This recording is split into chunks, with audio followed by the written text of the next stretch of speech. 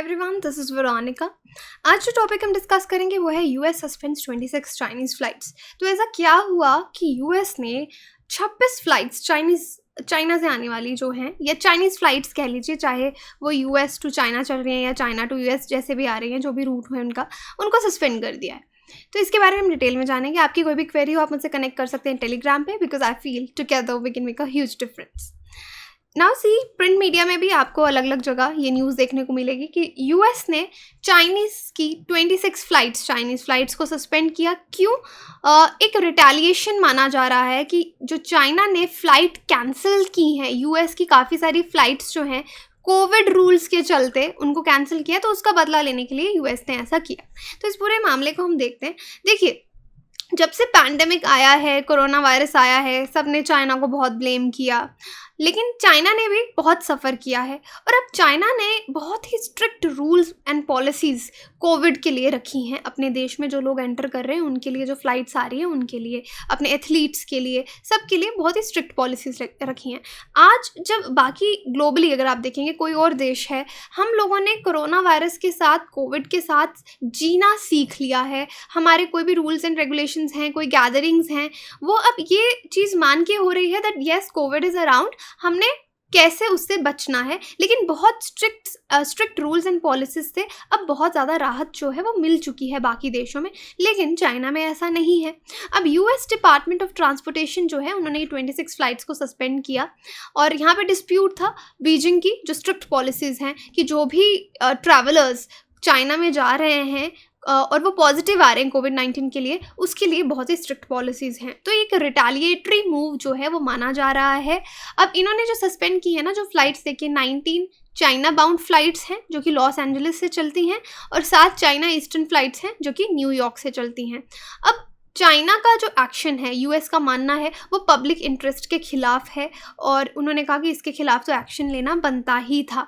तो यहाँ पे एक क्लैश चल रहा है चाइना का ज़ीरो टॉलरेंस पॉलिसीज़, क्योंकि चाइना की जितनी स्ट्रिक्ट पॉलिसीज़ कोविड के लिए हैं वो एकदम ज़ीरो टॉलरेंस पॉलिसीज़ हैं, क्योंकि वो अपने देश में इस डिज़ीज़ को लिमिट करना चाहते हैं कि कोई भी नया वायरस अब ना आए। वो जो एक सर्किट है ना, उसको ब्रेक करना चाहते हैं कि नया वायरस ना आए, हम अपने लोगों को बचा पाएँ। खैर, चाइना का मानना है हम तो अपने इंटरेस्ट की बात कर रहे हैं, हम नहीं चाहते और लोगों को इन्फेक्शंस हों। तो अब यूएस ने इस तरह के पहले भी ऐसा एक्शन लिया था जनवरी में, जब उन्होंने 44 फ्लाइट्स जो थी, जो चाइनीज़ कैरियर्स के द्वारा थी, उनको इन्होंने सस्पेंड किया था। तो ये भी आप देख सकते हैं 24 जैन का न्यूज़ है। अब यहाँ पे चाइनीज़ गवर्नमेंट का क्या कहना है, पहले देखिए। China government regulation stipulate that. अब जो चाइनीज़ गवर्नमेंट की रेगुलेशंस हैं, चाइना क्या कह रहा है कि उनके देश में क्या हो रहा है। अगर एक फ़्लाइट में जो पैसेंजर्स आ रहे हैं, 5 से 9 पैसेंजर्स अगर एक सिंगल फ़्लाइट में पाया जाता है कि वो कोविड पॉजिटिव हैं जब वो चाइना पहुंच रहे हैं, तो वो जो एयरलाइंस है उसको उसकी फ़्लाइट्स जो हैं उसको 2 हफ्ते के लिए सस्पेंड कर दिया जाता है, और उस पर पैसेंजर का भी रिस्ट्रिक्शन लग जाता है कि आप 40%, एक महीने के लिए आपकी जो टोटल कैपेसिटी 100% है, उसमें से आप सिर्फ 40% ही पैसेंजर्स को लेकर चल सकते हो। तो इससे फ़्लाइट्स को नुकसान होगा। ये उनकी स्ट्रिक्ट पॉलिसी है। ये चाइना की पॉलिसी की बात कर रही हूँ कि एक फ़्लाइट में अगर ऐसा होता है। अब ये रेस्ट्रिक्शंस 4 हफ्ते start 4 weeks after the flight in question, यानी जब जिस फ्लाइट पे ये इल्ज़ाम लगा कि ये पाया गया कि वहाँ पे 5 से 9 पैसेंजर्स जो हैं वो कोविड पॉजिटिव हैं, तो उसके 4 हफ्ते साथ ही ये वाला जो रेस्ट्रिक्शन है उनके लिए शुरू हो जाता है। तो इसको चाइना क्या बोल रहा है, सर्किट ब्रेकर लॉकडाउन है ये उनका।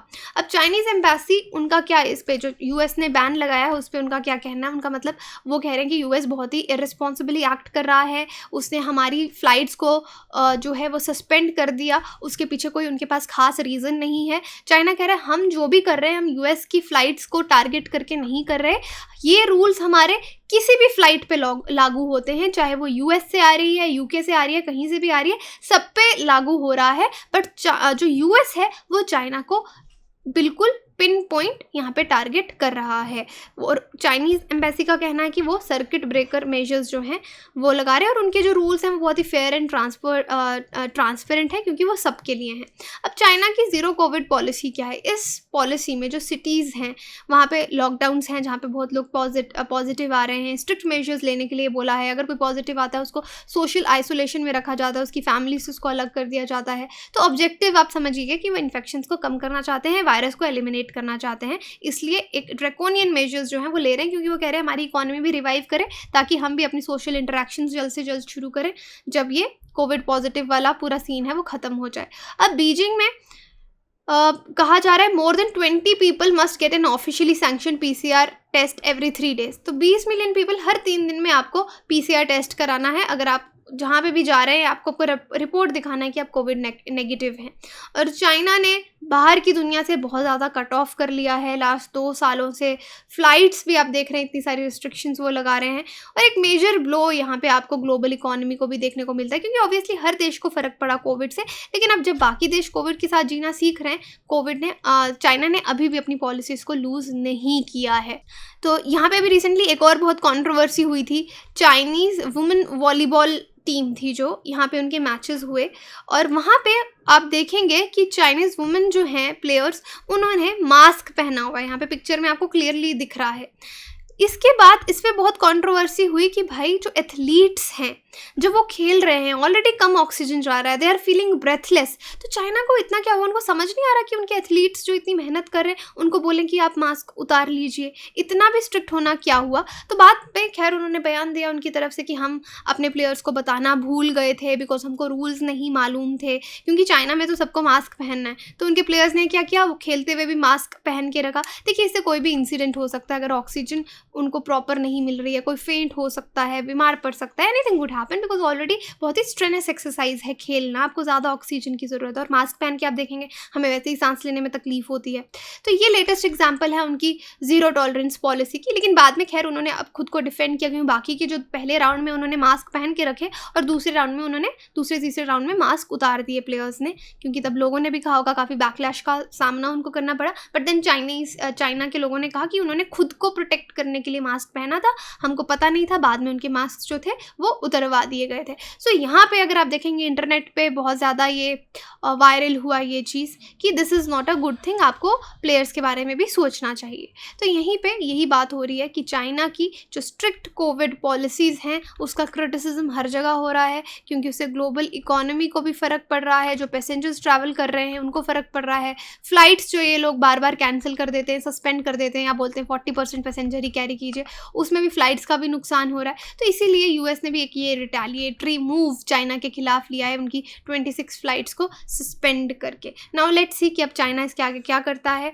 आपकी कोई भी क्वेरी आप मुझसे कनेक्ट कर सकते हैं। तो यहाँ पे आप कोविड के बारे में अगर ऐसा बात किया जाए, पैंडेमिक के बारे में आए, तो वहाँ पे आप इस तरह के इंसिडेंट्स को मेंशन कर सकते हैं।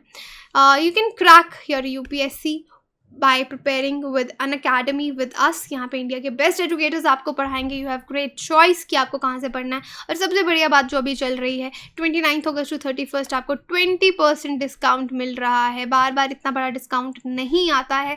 सो अगर आप लेने की सोच रहे हैं, कन्फ्यूज हैं कि आज लूँ या कल लूँ, सो मैं कहूँगी कि आप ले लीजिए इन डेट्स के बीच में। आप कोड VIRO UPSC यूज़ कर सकते हैं, उसके बाद इमीडिएटली आपको 20% डिस्काउंट मिल जाएगा। And this is great discount.